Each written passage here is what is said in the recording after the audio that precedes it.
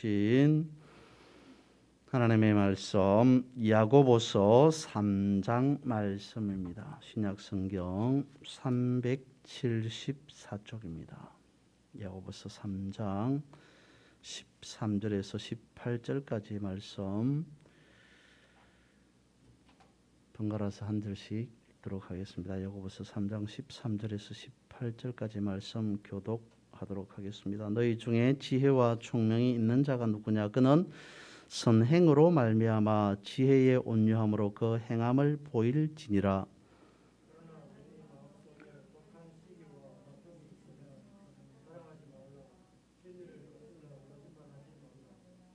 이러한 지혜는 위로부터 내려온 것이 아니요 땅 위의 것이요 정욕의 것이요 귀신의 것이니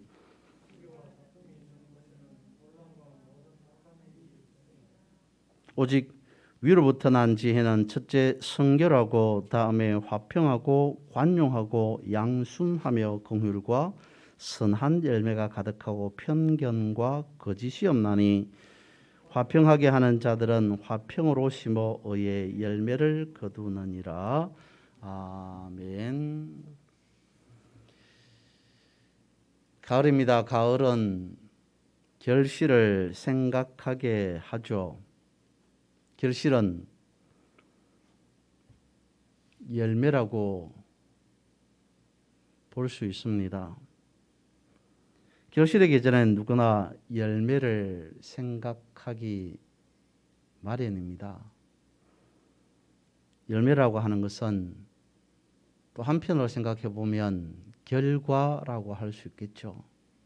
분명 열매는 결과이겠습니다만 다른 한편으로 생각해 보면 새로운 시작이지 않을까 싶습니다. 왜냐하면 열매는 씨앗이기 때문이죠. 그렇습니다. 씨앗은 결과이기도 하겠습니다만은 씨앗 안에서 새로운 생명이 태동되니까 시작이라고 볼 수도 있다는 겁니다. 그래서 열매는 끝이나 결과가 아닌 어쩌면 또 다른 시작을 내포하고 있는 것은 아닌가라고 하는 건데요. 박두규라고 하는 시인이 열매의 미학이라고 하는 글에서 이런 표현을 쓰고 있습니다. 열매는 씨앗이다. 그리고 그 씨앗은 나의 생명을 함축한 것이고 나의 일생을 갈무리한 것이고 나의 부활을 꿈꾸는 것이다. 세상의 모든 생명을 가진 존재들은 이러한 열매를 생산하는 존재다. 그러면서 다시 이런 말을 해요. 죽음을 극복하지 않는 한 궁극적으로 사람들은 현실 속에 진정한 희망을 세울 수 없을 것이다. 열매의 미학은 이 어디쯤에서 고개를 내밀고 있는 것이라고 생각한다. 이 죽음의 극복을 위한 것이 열매의 미학이라는 생각이다 라고 쓰고 있습니다. 그렇게 표현을 합니다. 열매라고 하는 것은 죽음의 극복이다 라고 말하므로 새로운 시작이 아니겠느냐라는 거죠. 모든 것이 끝이라고 하는 시점을 새로운 시작과 다시 연결해 주고 있습니다. 이 땅에 살아가는 모든 사람들은 그럴 겁니다. 살아가는 데 있어서 사는 거에 있어서 어려움을 토로를 하죠. 그런데 여러분, 우리는 이 땅에서 영원히 살지 못합니다. 모든 사람들이 언젠가 하나님 앞에 다 서게 되어 있습니다. 그렇다면 우리는 이것을 놓쳐버리면 안 되겠죠. 이 땅에 살아가는 삶이 아무리 순간순간 어렵다 한들 우리가 하나님 앞에 섰을 때의 우리의 모습은 어떨까라고 하는 것을 잊어버리고 놓쳐버려서는 안 될 것 같습니다. 우리가 하나님 앞에 섰을 때에 어떤 모습일까를 생각하면서 살아간다면 우리가 지금 살아가는 삶의 순간순간이 두려운 것이 아니라 하나님 앞에 섰을 때 우리의 모습이 어떤가라고 생각하는 그 모습이 가장 두려운 순간이지 않을까 싶습니다. 천사람, 만사람은 다 하나님 앞에 서는 그 순간, 모든 것이 다 끝났다고 생각하는 그 순간 다시 하나님의 은혜로 새로운 것을 시작합니다. 그런데 나 한 사람은 거기에 속하지 못하고 새로운 시작을 다시 하지 못하고 그 시점에서 완전한 종말로 끝나버린다면 이보다 더 두려운 일이 있겠느냐라고 하는 겁니다. 혼자 있을 때라고 하는 시가 있어요. 가슴 속에서 걷잡을 수 없는 풍랑이 일면 질리지 않을 깨알같이 많은 정직한 그리움을 만들어 보면 어떨까? 감촉으로 느낄 수 있는 야릇함이 아닌 직감으로 느낄 수 있는 야릇함을 위해 퇴색하지 않을 진실을 꿈꾸어 보면 어떨까? 균열이 생기지 않을 필연적인 인연을 꿈꾸면서 혼자 있을 때 넉넉한 마음으로 까맣게 몰랐던 단 한 사람의 소중함을 알아가고 마음이 머문 거기서 두런두런 속삭일 사랑을 생각해 보면 어떨까? 이런 시가 있습니다. 이 시에서 혼자 있을 때라고 하는 제목과 중첩되어서 두 개의 문구가 시선을 사로잡습니다.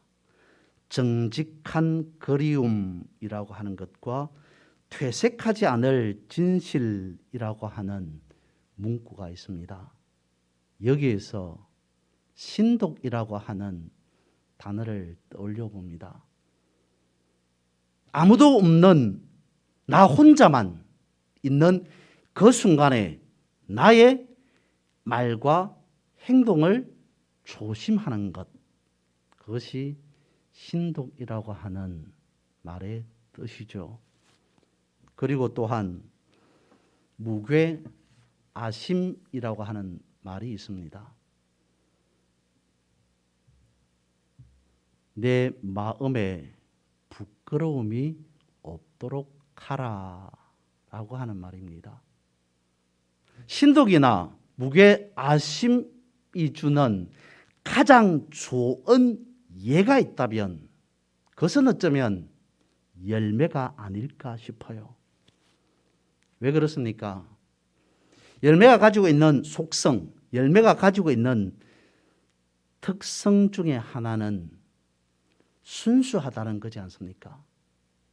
정결하다는 것이지 않습니까? 어떤 거짓이 없는 그야말로 완벽한 순수, 완벽한 정결체가 열매가 아니겠습니까? 그런 열매 안에는 어떤 불순물이 없지 않습니까? 그래서 열매를 지혜라고 생각해 본다면 이보다 더 어쩌면 완벽한 지혜가 있을까 싶습니다. 다시 말씀을 드려봅니다. 열매는 씨앗입니다. 씨앗은 시작이라고 말씀을 드렸습니다. 시작은요, 크거나 화려하지 않습니다. 작죠. 그래서 성경은 우리에게 이렇게 가르쳐주고 있습니다. 내 시작은 미약하였으나 내 나중은 심히 장대해질 것이다. 우리의 시작은 미미하였으나 작았으나 그러나 우리의 나중은 엄청나게 창대해질 것이다. 어느 만큼 창대해진다고요? 주님께서 우리에게 이렇게 말씀해 주고 있어요. 30배, 60배, 100배의 결실함이라고 말씀을 해 주고 있습니다.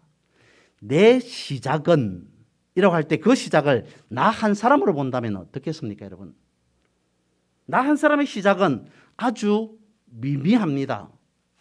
그러니까 나 한 사람이 의의 열매, 선한 열매로 살아간다는 것은 그렇게 크게 보이지 않습니다. 나 한 사람이 의의 열매로 선한 열매로 살아간다고 하여서 세상이 확 바뀌지는 않다는 거죠. 그런데 성경은 뭐라고 우리에게 가르쳐주고 있습니까? 나 한 사람의 그런 시작으로 인해 어떻게 된다고요? 30배, 60배, 100배 힘이 창대해질 것이다 라고까지 말씀해 주고 있지 않습니까? 이것이 열매가 가지고 있는 가치가 아닐까 생각해 봅니다. 그런 측면에서 성경은 우리에게 이것도 말씀해 주시는 것 같습니다. 땅의 것을 생각지 말고 위의 것, 하늘의 것을 생각하라 라고 말씀을 하고 있습니다. 땅의 지혜를 생각하지 말고 하늘의 지혜를 찾고 구하라는 말씀 아니겠습니까? 그렇다면 여러분, 나 한 사람이라도 선한 열매, 의의 열매로 살아가는 삶이라고 하는 것은 어떤 거겠습니까? 오늘 본문에서는 먼저 세상적인 지혜에 대해서 말씀을 하고 있습니다. 14절 말씀해 보면 그러나 너희 마음속에 독한 시기와 다툼이 있으면 자랑하지 말라. 진리를 거슬러 거짓말하지 말라라고 말씀을 하고 있어요. 우리가 멀리해야 할 것이 무엇인가? 시기와 다툼이라고 말씀을 하고 있습니다. 자신에 대한 지나친 자랑과 진리를 왜곡하며 거짓말하는 것이다 라고 말씀을 하고 있어요. 이런 것으로부터 우리는 멀어져야 되겠죠. 가까이 하면 안 되겠죠. 그러면서 15절에서는 이것을 두고 정욕의 것이요 귀신의 것이다 라고 표현을 하고 있습니다.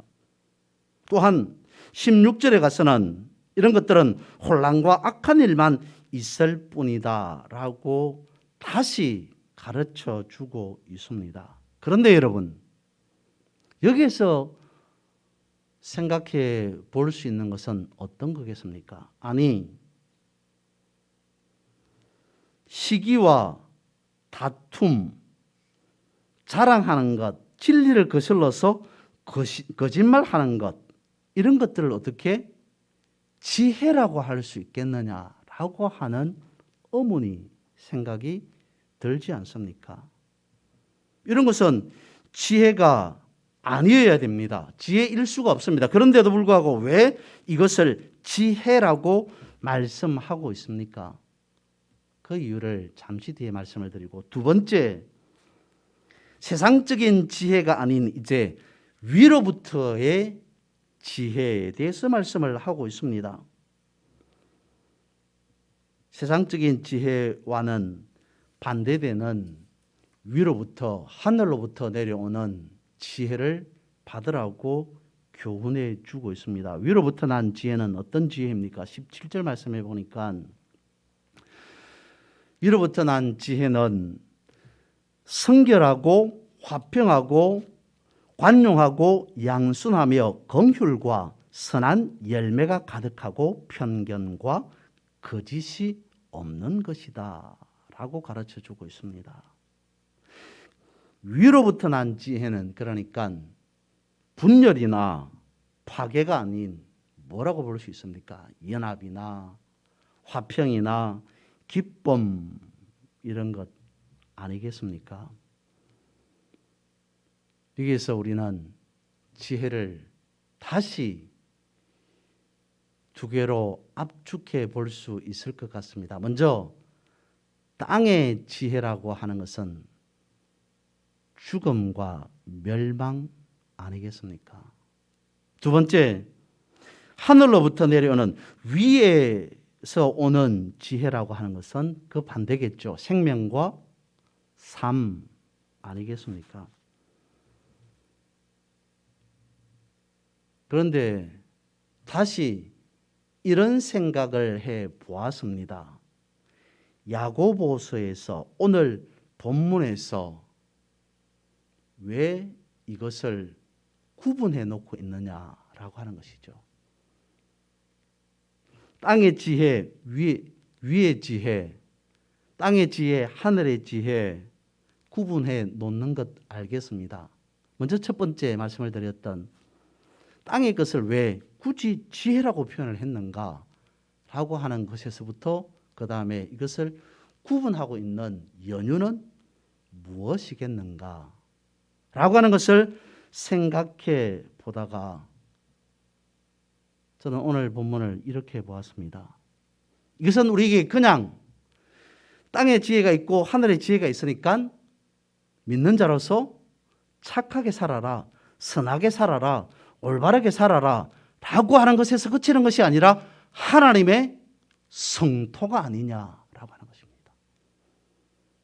오늘 본문에서 이런 지혜가 있고 이런 지혜가 있다라고 하는 것을 굳이 말씀해 주고 있는 이유는 바로 하나님의 절규가 아니냐라고 하는 것으로 보였습니다. 왜냐하면 세상의 시작, 인류의 시작이라고 하는 창세기 말씀에 보면 두 개의 지혜가 대립됩니다. 두 개의 지혜가 서로 충돌하고 있습니다. 먼저 첫 번째는 하나님께서 아담과 하와에게 하나님께서 창조하신 첫사람에게 주신 지혜였습니다. 그리고 두 번째로는 사탄이 준 것이었습니다.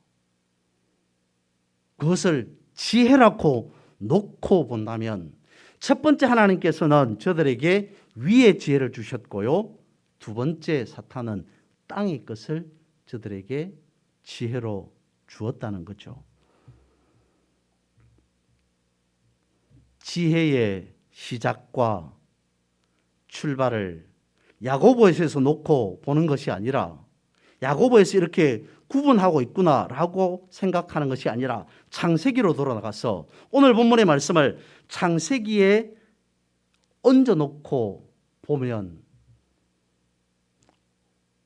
이것을 하나님의 성토, 하나님의 절규라고 하는 표현이 다소 이해가 되지 않을까 싶습니다. 이렇게 되죠. 하나님께서 저들에게 모든 것을 다 완벽하게 하여서 사람을 만드셨습니다. 창조했습니다. 그리고 금기시한 것이 있었습니다. 어느 날 사탄이 하와를 찾아왔습니다. 뱀이 여자를 찾아왔습니다.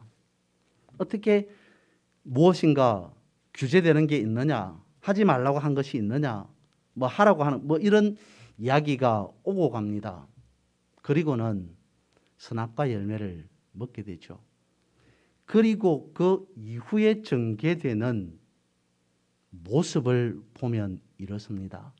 어찌하여서 먹었느냐? 왜 먹었느냐?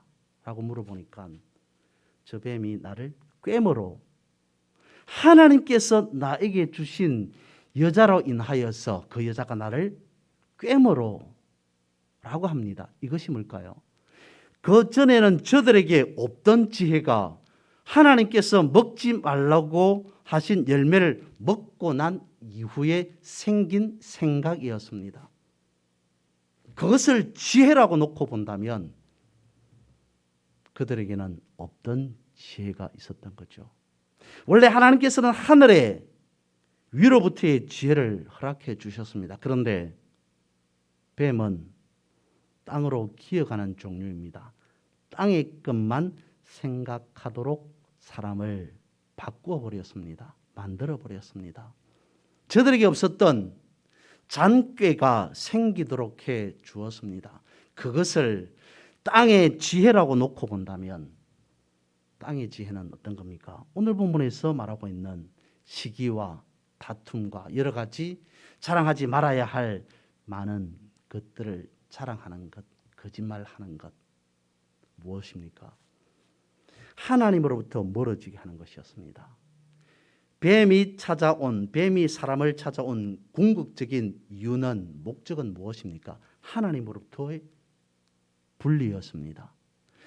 하나님으로부터의 분열이었습니다. 하나님으로부터의 멀어짐이었습니다. 그것으로 인해 저들에게, 첫사람에게 찾아온 것은 죽음이었습니다. 그래서 땅의 것은 죽음, 멸망이라고 볼 수가 있다는 거죠.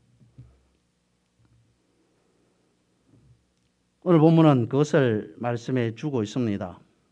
땅의 지혜라고 하는 것은 독한 시기와 다툼의 마음인 자랑이며 진리를 거스리는 거짓말이다라고 말씀해 주고 있습니다. 분열과 다툼으로 인해 결국 멸망케 되고 죽음에 이르게 된다라고 가르쳐 주고 있는 반면에, 하나님은 아담에게 위로부터의 지혜를 주셨습니다. 어떤 지혜였습니까? 성결과 화평과 관념과 양순과 긍휼 등이었습니다. 가장 완벽한 열매를 주셨는데 그 열매를 첫사람이 버린 것이죠. 한순간 뱀의 깸에 빠져서 모든 것을 헌신짝처럼 내팽개쳐 버렸습니다. 원래는 하늘의 사람이었던 사람들이 땅의 사람으로 바뀌어 버렸습니다. 사람은 뱀의 말을 듣고 그게 지혜라고 착각하였던 것이죠. 뱀의 시기와 다툼이 생기는 것을 어떻게 지혜라고 볼 수 있겠습니까? 그런데 그걸 사람들은 지혜라고 생각을 합니다. 그게 창세기에만, 첫사람 아담에게만 있었던 것이 아니라 지금도, 오늘도 그런 현상을 우리는 보고 살아가고 있지 않을까 싶습니다. 다툼과 시기가 있습니다. 남을 짓밟고 뭉개고 올라선 사람을 다른 사람들이 우러러 봅니다. 그걸 보고 성공했노라 라고 축혀 세워주고 있습니다. 남은 어떻게 되더라도 나 한 사람만 살면 된다는 사고를 사람들은 참 지혜로운 사람이다 라고 부르기까지 합니다. 시기와 다툼의 방법으로 성공한 것을 어떻게 지혜라고 부를 수 있겠습니까? 지혜가 아닌 것을 지혜라고 착각하면서 살아가게 되는 것이죠. 그래서 잠언서 9장 10절은 이렇게 말씀하고 있습니다. 여호와를 경외하는 것이 지혜의 근본이요 거룩한 자를 아는 것이 명철이니라. 하나님으로부터 난 지혜를 붙잡고 살아가는 것이 풍성한 열매를 맺는 삶이라고 말씀해 주고 있고요. 그리고 여호수아서 1장 7절 말씀에서는 오직 강하고 극히 담대하여 나의 종 모세가 내게 명령한 율법을 다 지켜 행하고 우로나 좌로나 치우치지 말라. 그리하면 어디로 가든지 형통하리니 라고 말씀을 주고 있습니다. 여호수아서 1장 7절은 좌로나 우로나 치우침이 없는 지혜를 가지라. 그러면 형통할 것이다 라고 말씀을 하고 있습니다. 잠언서 9장 10절에는 말씀합니다. 여호와를 경외하는 것이 지혜의 가장 기초입니다. 근본입니다 라고 말씀을 하면서 여호수아서 1장 7절은 지혜의 근본 위에 중심을 잡고 살아라. 좌로나 우로나 치우치지 말고 중심을 잡고 살아라 라고 말씀을 하고 있습니다. 하나님의 말씀은 중심을 잡고 살게 해주는 지혜이기 때문에 그래서 평탄하게 만들고 형통하게 해주는 열매가 된다라고 말씀하고 있습니다. 그런데 저 사람 아담은 어땠습니까? 사탄의 말에 치우쳐 버렸습니다. 그 결과 사망이라고 하는 열매가 시작되게 된 것이죠.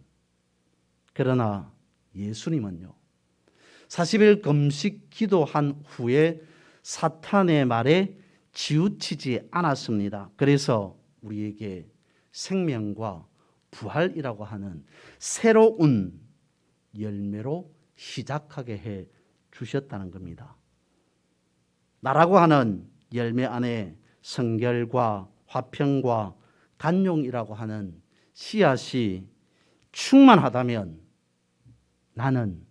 우리는, 저와 여러분은 새 것입니다. 새 사람입니다. 오늘 본문은 말씀하고 있습니다. 지혜를 가진 자는 선악을 분별하는 것에서부터 시작하는 것이다. 땅의 지혜가 무엇이고 하늘의 지혜가 무엇인지를 분별하는 것에서부터 시작하고 있다라고 가르쳐주고 있습니다. 여러분,